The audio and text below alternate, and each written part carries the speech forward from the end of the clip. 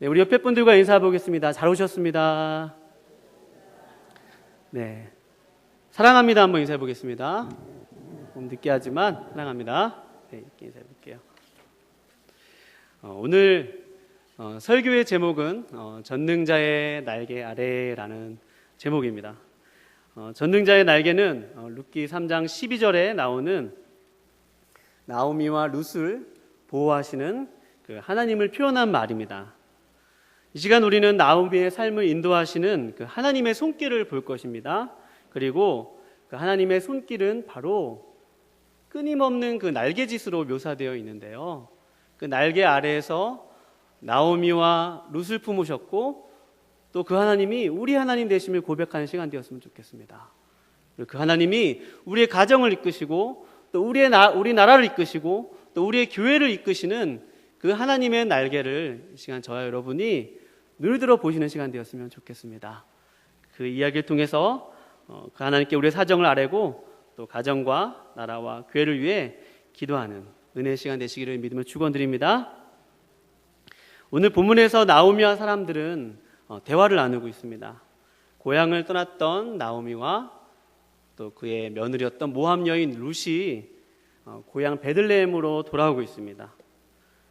그런데 나오미와 사람들의 대화 속에서는 독특한 분위기를 좀 발견할 수 있습니다. 자세히 보면 그 말에 아다르고 어다른 그런 느낌을 한글 성경을 통해서도 관찰하실 수가 있는데요. 그것은 사람들은 지금 나오미를 조소하고 있고 조롱하고 있습니다. 19절에 보면 그들이 떠들며 이르기를 이가 나오미냐? 라고 고백하고 있습니다. 지금 저기 들어오는 저 여인이 나오미가 맞느냐? 라고 이야기하고 있습니다. 왜냐하면 나오미란 이름은 즐거움이란 뜻이거든요. 근데 나오미의 지금 현재 상황은 그 이름과 같지 않다는 것입니다. 그리고 나오미는 아마 고향에서 미루어 짐작하건대 그 이름값처럼 굉장히 풍족하고 풍성한 삶을 살았던 것으로 우리가 추측할 수 있습니다. 그런데 지금 고향 땅으로 돌아오는 나오미의 모습은 처참한 상황이고요, 또 비참한 상황이고요, 그 이름에 맞지 않게 슬픔과 애통이 그 삶의 짙게 묻어져 있는 그런 삶이라는 것입니다. 그런 사람들을 보면서 사람들이 좀 다독여주고 보듬어주면 좋겠는데 많은 회중들은 마치 구경이라도 난 듯이 나오미 앞에서 손가락을 이렇게 대면서 이가 나오미가 아니냐, 이가 정말 나오미가 맞느냐라고 지금 조소하고 있는 것입니다. 그래서 나오미가 20절에 보면 나를 나오미라 부르지 말고 마라라 라고 부르고 있는 것입니다. 나오미는 기쁨이라는 뜻이지만 마라라는 뜻은 고통이라는 뜻입니다. 슬픔이라는 뜻입니다. 마라는 괴로움과 고통이라는 뜻인 것처럼 자신의 삶의 형편이 한마디로 마라라는 것이죠. 도대체 나오미에게 무슨 일이 있었던 것일까요? 우리 한 장만 넘겨서 룻기 1장 서두를 보시면 읽지는 않겠지만 제 말씀 한번 대조해보면서 관찰해 보았으면 좋겠습니다.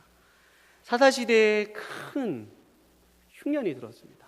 사사시대의 특징은 각자 소견에 옳은 대로 행하였더라라는 것이 그 사사시대의 특징이지 않습니까? 그런 사사시대에 큰 흉년이 찾아왔습니다. 이 큰 흉년은 오늘날 우리의 삶의 시대 상황과 참 많이 닮아 있는데요, 오늘날처럼 장기적인 불안과 또 영적인 암울함이 그 시대의 흉년과 꼭 닮았습니다. 나오미와 그의 남편 엘리멜렉 그리고 두 아들 말론과 기론으로 소개되어 있는 이 가족이 고향 땅 베들레헴은 번역하면 떡집이라는 뜻이거든요. 방앗간이 있었던 것 같습니다. 그러니까 식량으로 풍족한 베들레헴에 지금 기근이 찾아와서 또 다른 안식을 찾고자 이 가족이 모압으로 이주한 것입니다. 그런데요, 거기서부터 나오미의 비극은 시작됩니다. 그 모압 땅에서 남편 엘리멜렉이 죽고요, 그리고 자신과 두 아들이 남았습니다. 두 아들은 모압 여인 오르바와 룻의 그러한 이란 여인과 결혼하였죠. 그러나 또 여기서 또 비극은 더 진행됩니다. 그 모압 땅에 간 지 10년조차 되지 않아서 두 아들 모두 죽게 됩니다. 나오미는 이제 나오미와 그 모압 여인 두 여인과 함께 남게 된 것입니다. 지금이야 우리 여성분들이 많이 권익이 신장되고 또 사회 속에서 많은 역할을 감당하고 있기 때문에 이것이 이렇게 피부로 잘 와닿지 않을 수 있지만, 이 당시에 남편이 없고 또 아들들이 없다는 것은 거의 사망 선고와 같은 얘기입니다. 모든 경제적인 동력이 다 차단되고요, 이 순간부터 이 가족은 비참함이 시작된 것입니다. 그리고 나오미는 나이가 들어서 더 이상 그 대를 이을 아기를 생산할 능력이 없었습니다. 한마디로 나오미는 그 비참함과 찬란함, 것이 그의 삶의 자체였습니다. 이런 나오미의 형편을 보게 된 사람들은 고향에서 지금 비웃고 조소하고 있습니다. 이가 나오미가 아니냐. 사랑하는 여러분, 나오미가 아무리 힘들어도 귀향하고 싶었을까요? 분명 사람들이 내가 고향에 돌아가면 나를 조소할 것이다, 나에 대해서 불편한 언사가 있을 것이라는 것을 누구보다도 나오미가 잘 알았을 것입니다. 그런데 성경에 보면 고향 베들레헴에서 하나님께서 다시 백성들에게 은혜를 주시기 시작하였다는 그런 소식을 듣고 나오미가 다시 베들레헴으로 올라오게 된 것입니다. 나를 나오미라 부르지 말고 마라라 부르라. 전능자가 나를 괴롭게 하셨거늘 어찌 나를 나오미라 부르느냐. 내가 풍족하게 나갔더니 지금은 비워 돌아왔느니라. 사랑하는 여러분, 풍족하게 나갔던 나오미의 인생은 지금 그리고 여기에서 비워졌고 고통이고 슬픔입니다. 그런데 성경은 나오미의 입을 통해서 그가 그렇게 슬픈 일을 당하게 된 원인에 대해서 이렇게 얘기합니다. 전능자가 바로 나를 슬프겠다는 것입니다. 전능자가 나를, 오늘 본 말씀에 보면 이렇게 써 있죠. 룻기 2장에 보면, 1장에 보면 전능자가 나를 괴롭게 하셨고 전능자가 나를 징벌하셨다 라고 나오미의 입을 통해서 그 모든 원인이 하나님으로부터 비롯되었다고 고백하고 있습니다. 그런데 우리는 이 대목에서 궁금합니다. 도대체 왜 나오미는 이런 고통과 고난을 통과해야만 했느냐는 것입니다. 마치 욥의 고난과 같이 왜 이 한 여인은 그러한 어려운 시기를 통과해야만 해야 한다는 것입니다. 나오미가 베들레헴 고향 땅에 돌아갔을 때 사람들은 저마다의 렌즈를 끼고 나오미를 바라봤습니다. 저 여인이 믿음이 없어서 그래. 그때 기근이 왔을 때 여기 머물렀어야지 왜 모압 땅에 가고 그래? 라며 나오미를 해석하는 사람도 있었을 것입니다. 아니야. 여기 있는 우리 족속의 며느리를 맞았어야지 사람이 잘못 들어와서 그래. 저 집이 저렇게 된 거는 사람이 잘못돼 들어와서 그래. 어떻게 이방 여인과 결혼할 수 있지? 라고 사람들은 저마다 해석을 내렸던 것입니다. 그러나 정말로 중요한 것은 오늘 성경 어느 대목에서도 나오미가 왜 마라가 되는지 그 이유에 대해서 침묵하고 있다는 것입니다. 말하고 있지 않습니다. 나오미가 자신을 마라라고 부르는 그 원인에 대해서 나오미가 죄를 지어서 그런 것도 아니고 나오미가 과거에 어떤 사건을 겪었기 때문에 지금 이 자리에 이렇게 되었다라고 명확하게 나와 있지 않습니다. 그것은 성경의 기술자가 몰라서 그런 것이 아니라 하나님이 이 대목에서 침묵을 하고 계신다는 사실입니다. 사랑하는 여러분, 우리의 삶에도 참 많은 삶의 이야기가 있지 않습니까? 그때 그 버스를 타지 말았어야 되는데, 저 사람과 소개팅하지 말았어야 되는데, 이런 후회도 하고, 내가 그때 그런 판단과 내가 그런 일을 하지 말았어야 되는데 라고 후회하곤 합니다. 내 삶의 지금 현재의 모습을 과거의 어떤 일 때문에 일어난 일이라고 저마다 우리의 삶을 재구성하고요, 우리 삶만 재구성할 뿐만 아니라 하나님에 대해서 포즈를 맞추기 시작합니다. 내가 알고 있는 하나님에 대한 지식과 내가 겪은 삶의 경험을 가지고 나름대로 하나님은 이런 분이야 라고, 그래서 내가 하나님께 지금 이런 일을 겪고 있는 거야 라고 저마다 해석과 판단을 내립니다. 그러나 성경은 침묵하고 있다는 것이 중요한 메시지입니다. 하나님, 당신 정말 하나님 맞습니까? 하나님, 왜 내게 이런 시련을 주십니까? 탄식과 절규를 우리는 모두 한 번쯤은 경험했을 것입니다. 오늘 그러나 성경은 나오미를 통해서 이런 애가와 탄식과 절규는 소망이 있다고 얘기합니다. 우리가 하나님의 선하심에 관해서 의심이 생겨도 나오미처럼 하나님의 주권을 인정하고 하나님 앞에 나온 사람, 그런 사람 소망이 있다고 얘기합니다. 어쩌면 성경 시편의 모든 기자들의 고백이 바로 나오미와 같은 심정일 것입니다. 하나님, 어찌하여 내게 이런 일이 일어났습니까? 하나님, 어찌하여 눈을 들어서 저 악인들을 벌하지 아니하십니까? 어찌하여 악인들은 저렇게 나쁜 일을 하면서도 형통한데 하나님을 따라 정직하게 산 나는 왜 이런 고난을 겪습니까? 라고 하나님 앞에 항소하고 부르짖었던 그 시편의 기자처럼 오늘 나오미는 하나님을 향해서 항변하고 있고, 전능자가 나를 괴롭게 하였고 전능자가 나를 징벌하였다고 애가를 부르고 있는 것입니다. 제가 낮에 우리 교구의 권사님들과 집사님들과 잠깐 대화를 나눌 시간이 있었습니다. 자녀들 얘기를 하다가 자녀들의 나이 얘기가 나와서 제 나이를 소개하였습니다. 모두들 놀라시는 거예요. 제가 33살이었는 줄 알았다고 합니다. 제가 33살이 아니거든요. 제가 이제 2년만 있으면 40살입니다. 뭐 인생을 길게 산 것은 아니지만 저는 어렸을 때부터 계속 이 얼굴이었어요. 그러니까 고등학교 졸업할 때부터 얼굴이 똑같아요, 지금.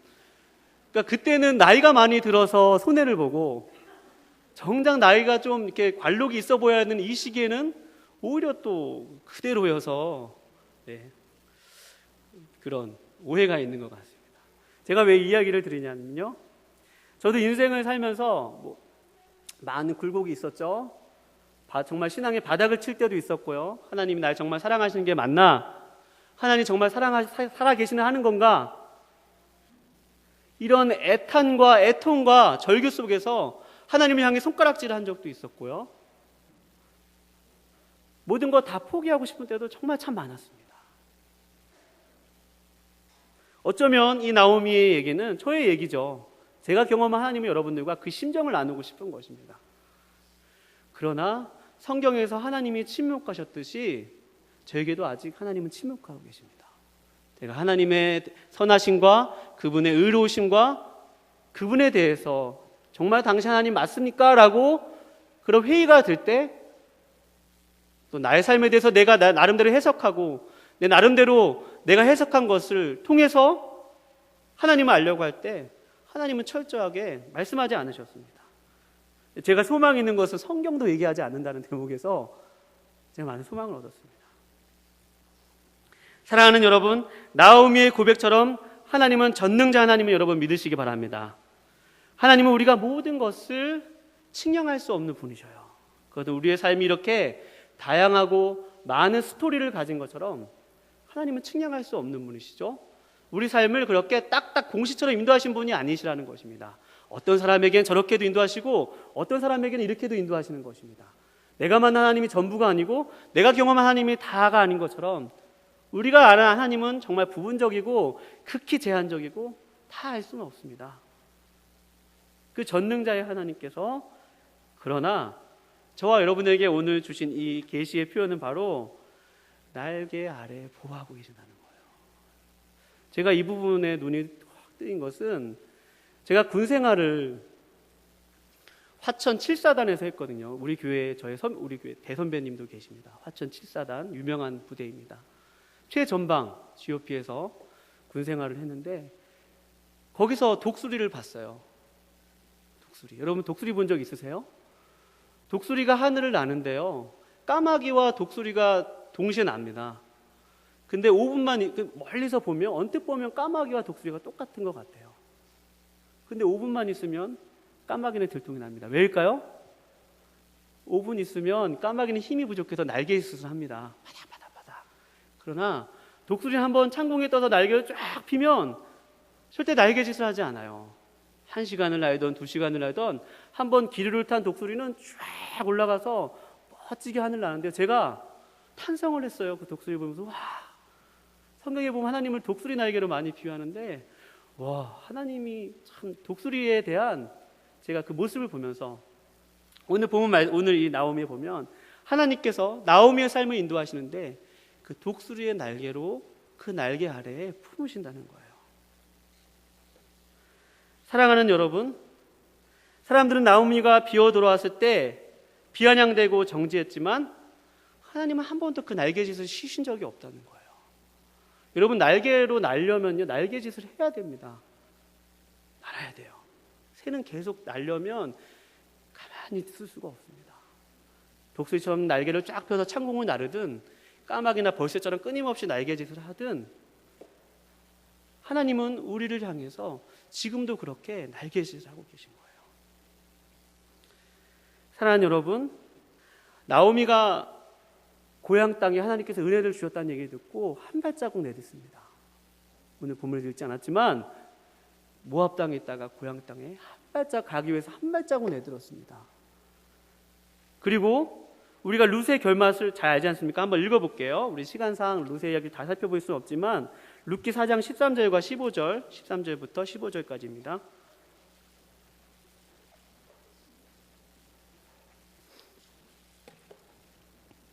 룻기 4장 13절부터 15절 시작. 이에 보아스가 룻을 맞이하여 아내로 삼고 그에게 들어갔더니 여호와께서 그에게 임신하게 하심으로 그가 아들을 낳은지라. 여인들이 나오미에게 이르되 찬송할지로다. 여호와께서 오늘 내게 기름 물 자가 없게 하지 아니하셨도다. 이 아이의 이름이 이스라엘 중에 유명하게 되기를 원하노라. 이는 내 생명의 회복자이며 내 노년의 봉양자라. 곧 너를 사랑하며 7 아들보다 귀한 내 며느리가 낳은 자로다 하니라. 하나님은 그분의 독수리 날개 아래로 품으셨어요. 나오미가 마라 이름처럼 비어 돌아왔지만 하나님은 오늘 이 15절 말씀에 보면 4장 15절 말씀에 보면 이 보아스를 통해서 낳은 이 아이가 내 생명의 회복자라는 거죠. 풍성하게 다시 나오미의 결말이 이루어집니다. 그다음 이 중간에 도대체 무슨 일이 있었던 것일까요? 나오미가 베들레헴 땅에 들어오면서 나는 마라다라고 얘기하고 있고 이 결론 부분에 가서는 나오미의 인생이 다시 풍족하게 되고 회복되고 다시 체험을 입는 인생이 되는데 그 중간에 어떤 일이 있었을까요? 그것은 바로 하나님의 날개짓이었다는 것이죠. 하나님이 나오미가 고향 땅에서 처음 돌아갈 때 하나님은 계속 나오미가 자신의 인생에 대해서 전능자에 대해서 회의를 하고 의심을 하고 하나님은 정말 살아계신 것이 맞느냐라고 애통하고 힘들어할 때 그 순간조차도 하나님은 날개짓을 쉬지 않으셨다는 것입니다. 나오미가 모압 땅에 그대로 있었다면 나오미에게 오늘 이 일의 역사는 없었을 것입니다. 나오미가 고향 땅에 돌아갈 그 싫은 마음이 있었지만 하나님의 주권을 인정하고 하나님께 한 발자국 내밀었을 때 여러분 큰 새가 한번 날개짓하는 그 근처에 있어 보셨습니까? 바람이 일어나요. 파파파 하면서 바람이 일어납니다. 하나님의 그 날개짓에 그 바람에 그 기류에 이 나오미와 룻이 인도된 것입니다.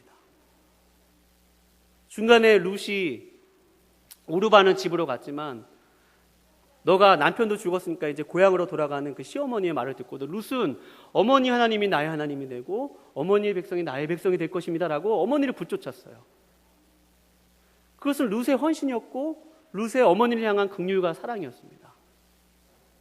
또 룻이 고향 땅에 돌아가서 그 식량을 구하기 위해서 밭모퉁이와 또 떨어진 이삭을 줍기 위해서 밭을 찾아 헤매는데 공교롭게도 그것이 누구의 밭이었어요?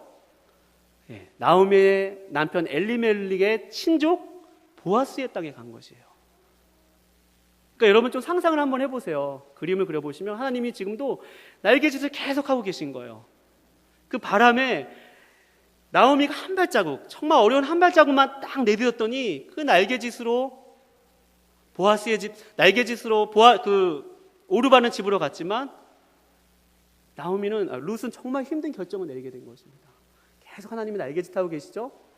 또 룻도 그것이 가만히 있는 것이 아니라 자신의 마음을 들여서 어머니를 생각하는 마음에 어머님을 사랑하는 마음에 헌신한 것이죠.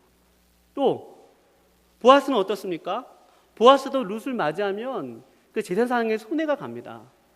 왜냐하면 보아스가 룻을 맞이하는 것은 보아스의 이름으로 맞이하는 것이 아니라 나오미의 이름으로 맞이하는 거거든요. 그러니까 자신의 재산의 일부를 나오미에게 가야 돼요. 기업이 자신에게, 이 보아스와 룻에게서 태어난 아기가 보아스의 자식이 아니라 나오미의 자식이 되는 거예요. 정말 힘든 결정을 내린 거거든요. 그리고 자신이 바로 기업 물을 자가 아니라 자신보다 조금 더 가까운 친척이 있었는데 그 사람에게 너가 정말 기업을 물을 것이냐 라고 물어봐야 되는 수고를 감당해야 했어요. 그러니까 룻도 마찬가지고 보아스도 마찬가지고 하나님이 날개짓 하는 것에서 가만히 있었던 것이 아니라 나오미도 자신의 선 자리에서 한 발자국 내딛었고 룻도 자신의 삶을 희생하였으며 또 보아스도 그 룻과 나오미가 정말 긍휼하여서 그들을 구원하고 싶은 마음에 그것이 하나님의 마음이라고 믿고 그들에게 성실과 인애를 베푼 것입니다. 그 단어가 헤세드라는 단어로 막 계속 표현되고 있어요. 나오미의 자식, 이 룻의 자녀를 통해서 나올 다윗 왕의 시대에 하나님께서 약속하실 때 나는 인애로우신 그 헤세드의 하나님이라고 표현하셨던 그 하나님의 그 인애가 사사시대, 암울하고 기근이 가득한 이 사사시대에 하나님이 지금도 날개짓으로 그 땅을 보호하고 계시고 그렇게 하나님의 날개 아래서 자신의 삶을 헌신하고 자신의 삶을 들여서 그 가정과 공동체를 세우기 원하는 그러한 사람들에게 하나님께서 인도하신다는 메시지가 오늘 있는 것입니다. 사랑하는 여러분, 우리는 하나님이 정말 살아계시는가 회의할 때가 많습니다. 왜 내게 이러한 일이 일어났는가 애통할 때가 있어요. 그런데 성경 그거 자체가 죄는 아니라고 얘기합니다. 그것이 불신은 아니라고 얘기합니다. 왜요? 나오미처럼 하나님을 향해서 우리의 심정을 토로하기 때문입니다. 사랑하는 여러분, 오늘 말씀을 마무리하면서 저와 여러분에게 그런 애통하는 심정이 있고 그런 간절한 심정이 있다면 첫 번째, 하나님께 그 중심을 토로하시기 바랍니다. 하나님께 우리의 마음을 드리고, 그리고 지금 선 삶의 자리에서 한 발자국만 주님께 가까이 나아가시기 바랍니다. 그것이 믿음의 결단이며 믿음의 결단이고요. 지금 삶의 자리에서 하나님의 뜻이 분별되어진다면 작은 것부터 한 발자국만 내딜 때 위에선 지금 어떤 기류가 흐르고 있어요? 하나님께서 날개짓을 하고 계신 거예요. 우리가 한 발자국 앞으로 나갈 때 하나님의 날개가 우리의 삶을 인도하시는 거예요.